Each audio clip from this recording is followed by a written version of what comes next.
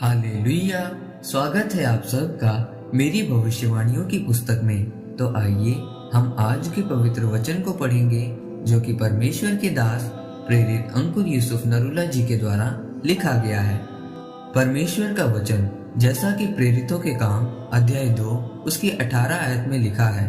परमेश्वर कहता है कि अंत के दिनों में ऐसा होगा कि मैं अपना आत्मा सब मनुष्यों पर उंडेलूंगा। मेरे प्रियो, बाइबल में लिखा है कि परमेश्वर अपने वचन को भेजकर अपने लोगों को चंगा करता है।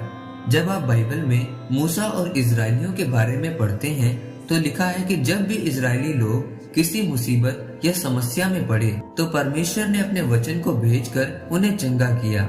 जिस तरह जब आप निर्गमन की पुस्तक उसका 15 अध्याय उसकी 23 आयत में पढ़ें तो लिखा है कि इजरायली मारा नामक स्थान में पहुंचे जहाँ का पानी कड़वा था। तब मूसा ने परमेश्वर की दुहाई दी और यहोवा ने उसे एक पौधा बताया जिसे जब उसने पानी में डाला तब वह पानी मीठा हो गया।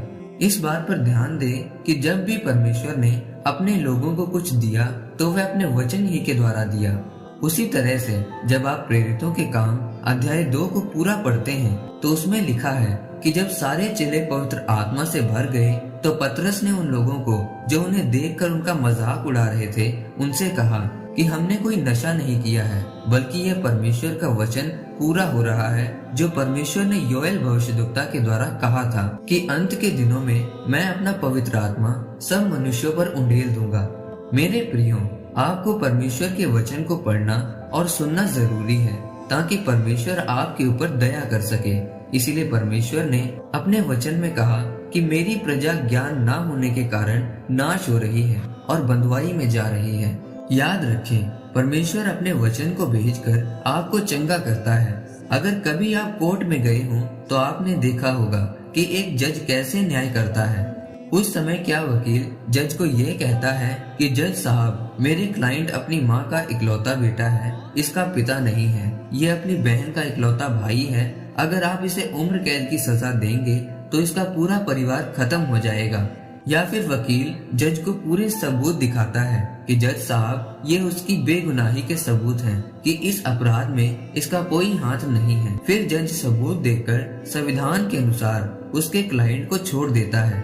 मेरे प्रियो, उसी तरह से परमेश्वर आपकी जरूरतों को नहीं देखता कि आपको किस चीज की आवश्यकता है, वह सिर्फ ये देखता है कि आप उसके सामने किस तरह से आए हैं। इसीलिए आज आपको यह जानने की आवश्यकता है कि बीमार या निराश होने पर आपको परमेश्वर के किस वचन को इस्तेमाल करके परमेश्वर के सामने जाना है। बीमार को यह पता होना चाहिए कि प्रभु यीशु मसीह के कोड़े खाने से वह चंगा हो चुका है। दुष्ट आत्मा वाले व्यक्ति को यह पता होना चाहिए कि परमेश्वर ने शैतान के सारे कामों को नाश कर दिया है। परमेश्वर ने शैतान की ताकत के ऊपर फतह पाकर मुझको शैतान के ऊपर फतह पाने का अधिकार दिया है। इन अधिकारों और वचनों का इस्तेमाल करके एक विश्वासी एक आशीषित और सामर्थी जीवन व्यतीत कर सकता है।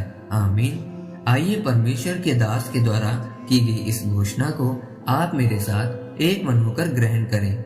सर्वशक्तिमान परमेश्वर के नाम में मैं घोषणा करता हूँ कि इस वचन को पढ़ने और सुनने के द्वारा सभी लोग परमेश्वर के वचन के ज्ञान में बढ़ें और एक आशीषित जीवन व्यतीत करें। प्रभु यीशु मसीह के सामर्थी नाम में आमीन। परमेश्वर आप सबको आज के वचन के ऊपर मनन करने के द्वारा आशीषित करे। आमीन।